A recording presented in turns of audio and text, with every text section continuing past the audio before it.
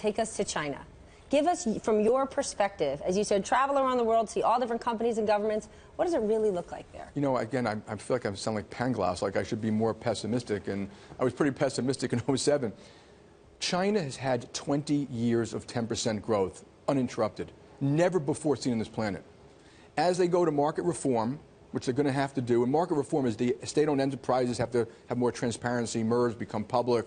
They need real bond markets, real collateral markets. They got to reduce corruption. These are all kind of related. They're going to have bumps in the road. And what happened in the summer is that they showed that they're going to have bumps in the road. And the growth isn't going to be 10%, it might be 6 to 7%. Now remember, 6% growth on a $10 trillion plus economy is $600 billion of growth. That's probably a lot more than it was 15 years ago when it was 10% growth. And, you know, 600 billion is more than most countries on this planet. So they have the wherewithal. There's an article in the paper today. They've got $3.5 trillion of foreign exchange reserves, mostly what I say unencumbered. They're quite bright. They move rapidly. They have huge issues, you know, but they're dealing with their issues, and, you know, we should work with them to help them get through that, but they have huge issues. And I remind the American public, America has the greatest military defense, not just the best military, ever designed, called the Atlantic and the Pacific. And we've got friendly neighbors in Canada and Mexico. Okay, and we have all the food, water, and energy we'll ever need.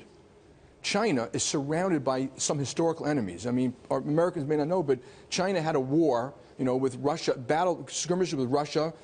You know, they got Japan, Philippines, North Korea, Pakistan, India, and they don't have enough food, water, and energy. They've got huge issues. You know, it's going to be a long time before they, you know, overtake America in any way, shape, or form.